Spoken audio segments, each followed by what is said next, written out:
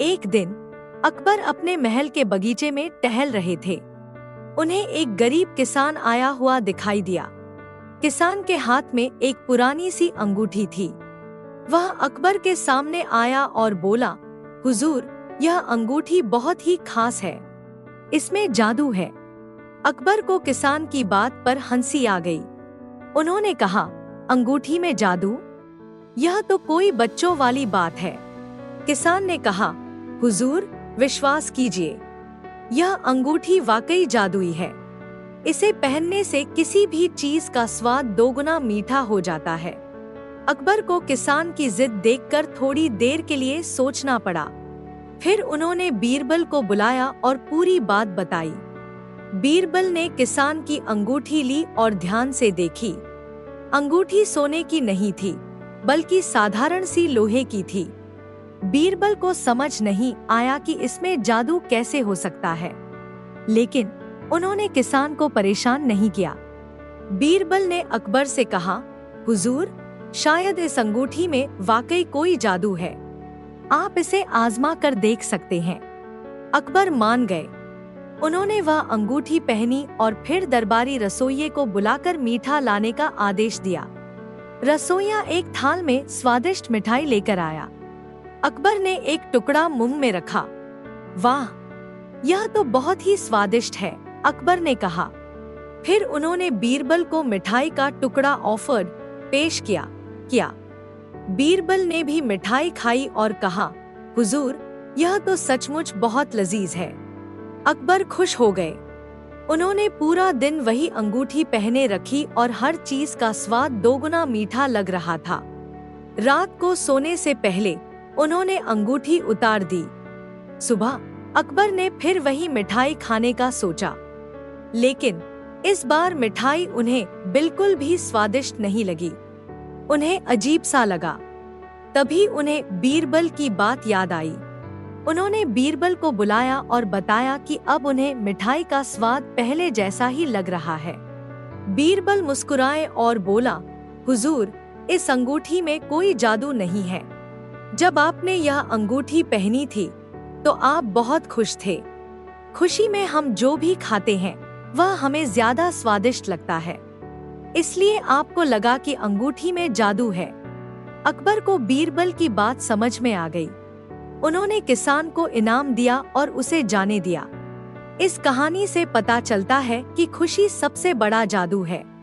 खुश रहने से ही जीवन में सब कुछ मीठा लगता है। अकबर के राज्य के एक व्यस्त बाजार में दो दुकानदारों के बीच झगड़ा हो गया। दोनों का आरोप था कि दूसरे ने उसका सामान चुरा लिया है। एक दुकानदार कपड़े बेचता था तो दूसरा आभूषण बेचता था। दोनों दुकानदार अपने अपने सामान की लिस्ट लेकर अकबर के दरबार में पहुंचे। उन्होंने अकबर से इंसाफ की गुहार लगाई। कपड़े वाला कह रहा था कि आभूषण वाले ने उसकी दुकान से रेशमी साड़ी चुराई है, वहीं आभूषण वाला कह रहा था कि कपड़े वाले ने उसका सोने का हार चुरा लिया है। अकबर इस उलझन में पड़ गए। उन्होंने बीरबल को मामले को सुलझाने का आदेश दिया।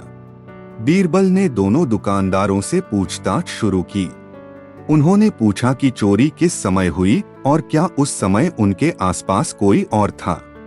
दोनों दुकानदारों ने बताया कि चोरी दोपहर के समय हुई, जब बाजार में काफी भीड़ थी। उन्हें यह भी याद नहीं था कि उस समय उनके आसपास कोई और था या नहीं। बीरबल ने बाजार का निरीक्षण करने का फैसला किया। वह दोनों दुकानदारों को साथ लेकर बाजार गए।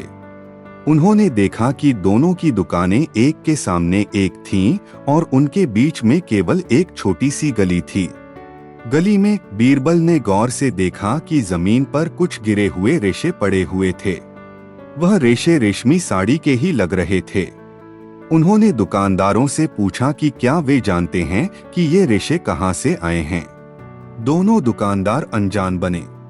बीरबल को शक हुआ। उन्होंने एक सिपाही को आदेश दिया कि वह गली के दूसरी तरफ जाकर वहां गिरे हुए किसी भी सामान की तलाश करे। कुछ ही देर बाद सिपाही वापस आया। उसके हाथ में एक टूटा हुआ सोने का हार था। बीरबल को समझ में आ गया कि क्या हुआ था। उन्होंने दोनों दुकानदारों को समझाया कि चोर ने एक चाल चली थी। उसने पहले कपड़े वाले की दुकान से रेशमी साड़ी चुराई और फिर भागते समय वह लड़खड़ा गया, जिससे उसके कपड़ों से कुछ रेशे निकलकर गली में गिर गए। फिर वही चोर आभूषण वाले की दुकान के पास पहुंचा और उसने वहां से सोने का हार चुरा लिया, लेकिन भागने की जल्दी में वह हार गिराकर भाग गया। दोनों दुकानदार हैरान रह गए। उन्होंने स्वीकार किया कि बीरबल सही हैं। चोर ने ही उनका सामान चुराया था। अकबर बीरबल की सूझबूझ से खुश हुए और उन्होंने चोर को पकड़ने का आदेश दिया। इस कहानी से पता चलता है कि कभी कभी अपराधियों को पकड़ने के लिए छोटी छोटी बातों पर ध्यान देना होता है। अपराधी अक्सर गलतियां करते हैं और वही गलतियां उन्हें पकड़वा देती हैं। अकबर के जन्मदिन पर उनकी रानी ने उन्हें तोहफे में एक अनमोल हीरे का हार दिया। हार इतना खूबसूरत था कि देखते ही अकबर की आंखें चकाचौंध हो गईं। उन्होंने रानी को धन्यवाद दिया और उस हार को हमेशा संभाल कर रखने का वादा किया। कुछ दिनों बाद अकबर को शिकार पर जाना था। जाने से पहले उन्होंने वह हीरे का हार अपने खास कमरे में रखा और दरवाजा बंद कर दिया। कमरे का दरवाजा एक गुप्त ताले से बंद होता था, जिसे खोलना सिवाय अकबर के और कोई नहीं जानता था। शिकार से लौटने पर अकबर अपने कमरे में गए और हार का डिब्बा खोलने की कोशिश की, लेकिन डिब्बा गायब था। अकबर गुस्से से भर गए। उन्होंने तुरंत ही बीरबल को बुलाया। बीरबल ने कमरे का निरीक्षण किया। उन्होंने देखा कि दरवाजे पर या ताले पर कोई जबरदस्ती के निशान नहीं थे। इसका मतलब चोर किसी बाहरी व्यक्ति के रूप में नहीं आया था। फिर बीरबल ने कमरे में मौजूद चीजों को ध्यान से देखा। उन्होंने पाया कि कमरे की एक खिड़की थोड़ी खुली हुई थी, लेकिन खिड़की इतनी छोटी थी कि कोई इंसान उससे अंदर नहीं आ सकता था। बीरबल को एक शक हुआ। उन्होंने महल के सभी नौकरों को दरबार में बुलाया और उनसे पूछा कि क्या किसी ने कमरे की सफाई करते समय कोई छोटा जानवर देखा था। एक नौकरानी ने आगे बढ़कर बताया कि हाँ, कुछ दिनों पहले उसने कमरे में एक चूहे को देखा था। बीरबल को समझ में आ गया कि चोर कौन था। उन्होंने आदेश दिया कि महल में जितने भी छेद हैं, उन्हें बंद कर दिया जाए। साथ ही उन्होंने यह भी कहा कि महल के रसोई घर में कुछ दिनों के लिए मिठाई रखी जाए। कुछ दिनों बाद रसोई घर से चूहों को पकड़ने के लिए जाल बिछाए गए। जाल में एक बड़ा चूहा फंसा। उस चूहे के गले में हीरे का हार बंधा हुआ था। दरअसल चूहा कमरे की खिड़की से घुसा था और उसने हीरे के हार को चुरा लिया था। चूहे के छोटे मुंह के कारण हार निकाल पाना उसके लिए मुश्किल था, इसीलिए वह हार को अपने गले में ही फंसाकर ले गया था। अकबर इस बात से हैरान रह गए कि इतना छोटा चूहा इतना बड़ा हार चुरा सकता है। वह बीरबल की सूझबूझ से बहुत खुश हुए। उन्होंने बीरबल को इनाम दिया और महल की सुरक्षा को और मजबूत करने का आदेश दिया। इस कहानी से पता चलता है कि समस्या को सुलझाने के लिए हमें हर तरह की संभावनाओं पर विचार करना चाहिए। कभी कभी सबसे छोटी चीजें भी बड़ी परेशानी का कारण बन सकती हैं। एक रात अकबर अपने महल की छत पर टहल रहे थे। आकाश में चमकते हुए तारों को देखते हुए उन्होंने बीरबल से पूछा, बीरबल, क्या तुम जानते हो कि जब कोई तारा टूटता है तो क्या होता है? बीरबल ने जवाब दिया, हुजूर कहते हैं कि जब कोई तारा टूटता है तो उसी समय धरती पर किसी की मनोकामना पूरी हो जाती है। अकबर ने मुस्कुराते हुए कहा, अगर ऐसा है तो चलो हम भी एक टूटता हुआ तारा देखें और मनोकामना मांगे। कुछ देर बाद उन्होंने देखा कि आकाश में एक तारा टूट रहा है। अकबर जल्दी से बोले, देखा बीरबल, एक तारा टूट रहा है, जल्दी से एक मनोकामना मांग लो। बीरबल ने हाथ जोड़कर कहा, हुजूर, मैंने अपनी मनोकामना मांग ली है। अकबर भी मन ही मन एक खास चीज की इच्छा कर ली। कुछ दिनों बाद अकबर बीरबल के पास गए और बोले, बीरबल, वह टूटता हुआ तारा कैसा रहा? क्या तुम्हारी मनोकामना पूरी हुई? बीरबल ने मुस्कुराते हुए कहा, जी हुजूर, मेरी मनोकामना पूरी हो गई। अकबर उत्सुक हो गए। उन्होंने पूछा, तुमने क्या मांगा था? बीरबल ने कहा, हुजूर, मैंने यही मांगा था कि आप मुझसे पूछे कि क्या मेरी मनोकामना पूरी हुई। अकबर समझ गए कि बीरबल ने उन्हें एक पाठ पढ़ाया है। उन्होंने वादा किया था कि वह टूटते हुए तारे को देखेंगे और मनोकामना मांगेंगे, लेकिन वह अपने वादे पर खरे नहीं उतरे। अकबर को अपनी गलती का एहसास हुआ। उन्होंने बीरबल से माफी मांगी और कहा कि वह हमेशा अपने वादों को पूरा करने की कोशिश करेंगे। इस कहानी से पता चलता है कि ईमानदारी और वादा पूरा करना बहुत जरूरी है। जो हम कहते हैं उसे करने की कोशिश करनी चाहिए, तभी दूसरों का भरोसा जीता जा सकता है। अकबर अपने साम्राज्य की यात्रा पर थे। रास्ते में उन्हें एक छोटा सा गांव मिला। गांव के मुखिया ने उन्हें बताया कि गांव में एक डाकू रहता है जो रात के समय आकर ग्रामीणों को लूट लेता है। अकबर ने ग्रामीणों को आश्वासन दिया कि वह उनकी मदद करेंगे। उन्होंने बीरबल को बुलाया और उस डाकू को पकड़ने का तरीका सोचने के लिए कहा। बीरबल ने कुछ देर सोचा और फिर मुस्कुराए। उन्होंने गांव के कुछ कुशल कारीगरों को बुलाया और उनसे एक खास तरह का घोड़ा बनाने के लिए कहा। यह घोड़ा असली घोड़े जैसा दिखता था, लेकिन वह लकड़ी का बना हुआ था।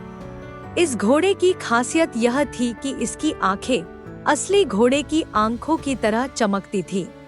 रात होते ही बीरबल ने उस लकड़ी के घोड़े को गांव के बाहर खड़ा कर दिया। फिर उन्होंने एक मशाल जलाई और उसे घोड़े के पास रख दिया ताकि उसकी आंखें चमकती रहें। थोड़ी देर बाद डाकू गांव में घुसने आया। उसने दूर से देखा कि एक घोड़ा गांव के बाहर खड़ा है। डाकू यह सोचकर खुश हो गया कि शायद कोई राहगीर गांव में रुका है और उसका काफी सामान होगा।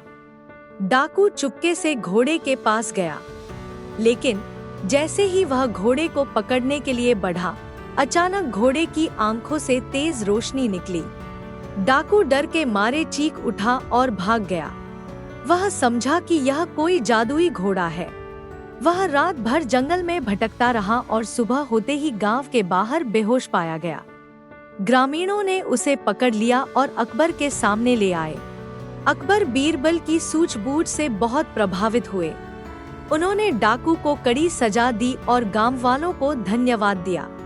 इस कहानी से पता चलता है कि मुश्किल परिस्थिति में भी घबराना नहीं चाहिए।